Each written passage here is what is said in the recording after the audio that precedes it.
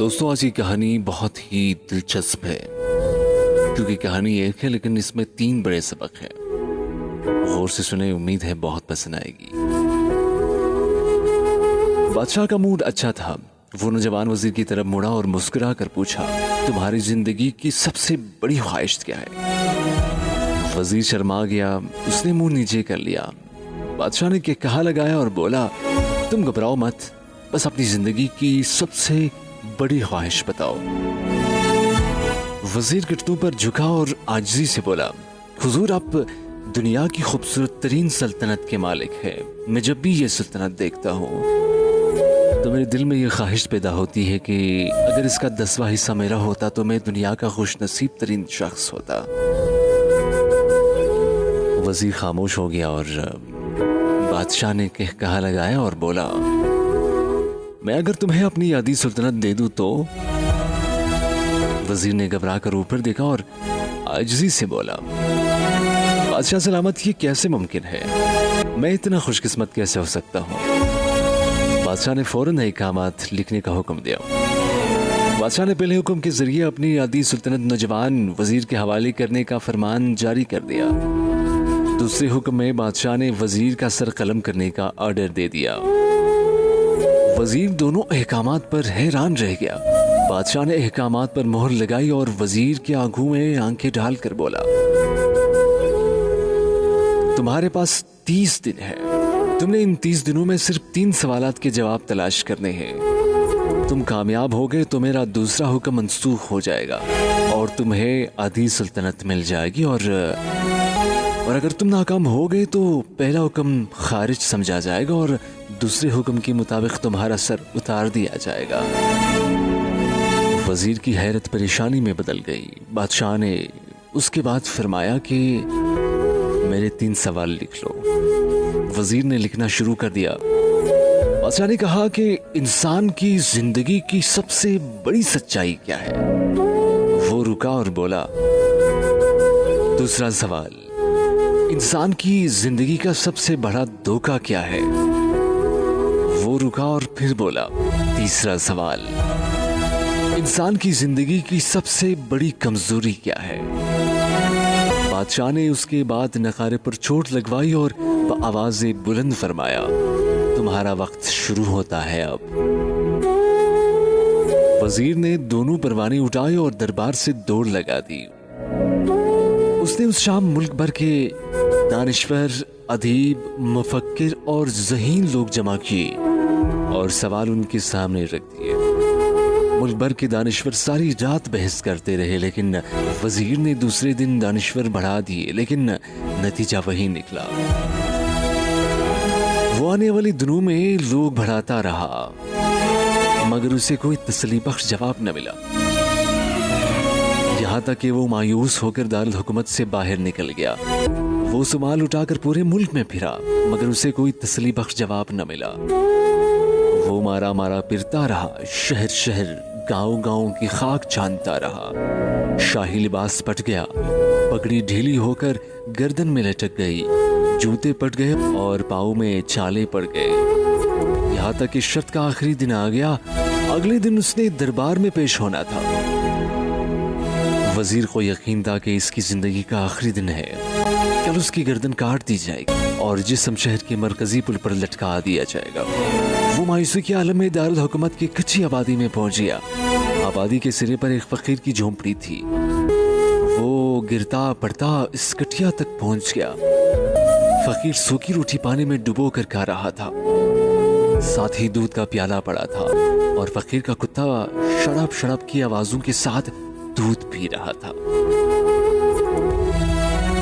फकीर ने वजीर की हालत देखी, कहकहा लगाया और बोला, जनाब आली, आप सही जगह पहुंचे हैं। आपके 3 सवालों के जवाब मेरे पास है। वजीर ने हैरत से उसकी तरफ देखा और पूछा, आपने किस अंदाजा लगा लिया मैं कौन हूं और मेरा मसला क्या है? फकीर ने सूखी रोटी के टुकड़े चाबे में रखे, मुस्कुराया, अपना बुरिया उठाया और वजीर से कहा कि ये देखिए, आपको बात समझ आ जाएगी। वजीर ने झुककर देखा, बुरिये के नीचे शाही खिलत बची हुई थी। ये वो लिबास था जो बादशाह अपने करीब तरीन वज़रा को इनायत करता था। फ़कीर ने कहा, जनाब अली, मैं भी उस सल्तनत का वज़ीर होता था। मैंने भी एक बार आपकी तरह बादशाह से शर्त लगाने की गलती कर ली थी। नतीजा आप खुद देख लीजिए। फ़कीर ने उसके बाद सूखी रोटी का टुकड़ा उठाया और दोबारा पानी में डुबोकर खाने लगा। वज़ीर ने दुखी दिल से पूछा, क्या आप भी जवाब तलाश नहीं कर सकते थे? फ़कीर ने के कहा लगाया और जवाब दिया, मेरा केस आपसे मुख्तलिफ था। मैंने जवाब ढूंढ लिए थे। मेरे बादशाह को जवाब बताए।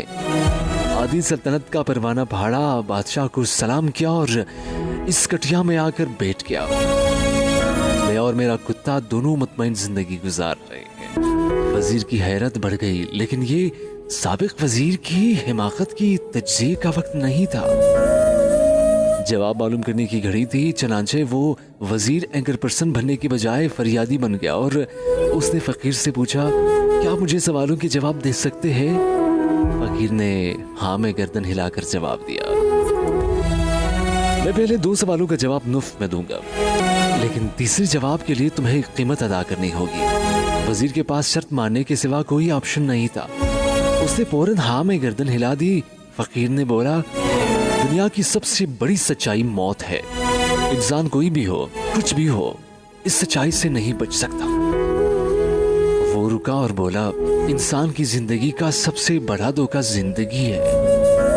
हम में से हर शख्स जिंदगी को दायमी समझकर इसके धोखे में आ जाता है। फकीर के दोनों जवाब नाकाबिल तरदीद थे। वजीर सरशार हो गया। उसने अब तीसरे जवाब के लिए फकीर से शर्त पूछी। वजीर ने कहा लगाया, कुत्ते के सामने से दूध का प्याला उठाया, वजीर के हाथ में दिया और कहा, मैं आपको तीसरे सवाल का जवाब उस वक्त तक नहीं दूंगा जब तक ये दूध नहीं पीते आप। वजीर के माथे पर पसीना आ गया। उसने नफरत से प्याला जमीन पर रख दिया। वो किसी कीमत पर कुत्ते का झूठा दूध नहीं पीना चाहता था। फकीर ने कंधे अचकाए और कहा, तुम्हारे पास अब 2 रास्ते हैं। तुम इनकार कर दो और शाही जल्लाद कल तुम्हारा सर उतार दे, या फिर तुम ये आध पाव दूध पी जाओ और तुम्हारी जान बच जाएगी और तुम आदि सल्तनत के मालिक भी बन जाओगे। फैसला बहरहाल तुमने करना है।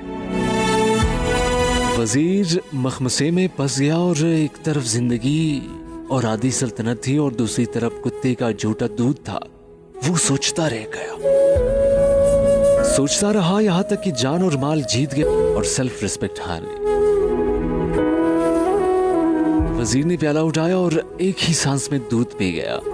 फकीर ने कहा लगाया और बोला, मेरे बच्चे, इंसान की सबसे बड़ी कमजोरी गर्ज होती है। ये इसे कुत्ते का झूठा दूध तक पीने पर मजबूर कर देती है।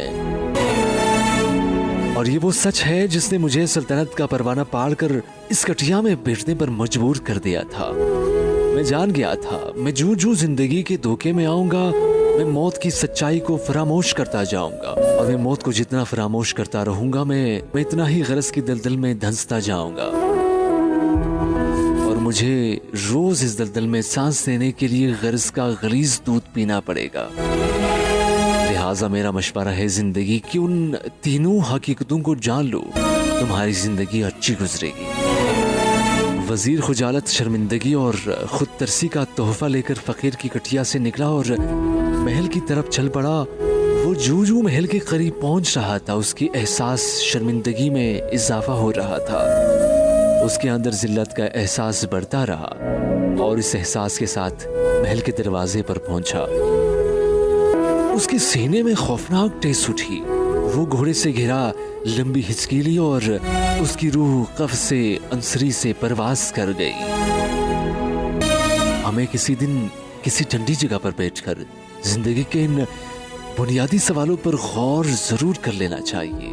हमें ये सोचना चाहिए, हम लोग कहीं जिंदगी के धोखे में आकर गर्ज के पीछे तो नहीं भाग रहे, हम लोग कहीं मौत को फरामोश तो नहीं कर बैठे, हम कहीं इस कहानी के वजीर तो नहीं बन गए। मुझे यकीन है हम लोगों ने जिस दिन ये सोच लिया, उस दिन हम गर्ज के इन गलीज प्यालों से बालातर हो जाएंगे।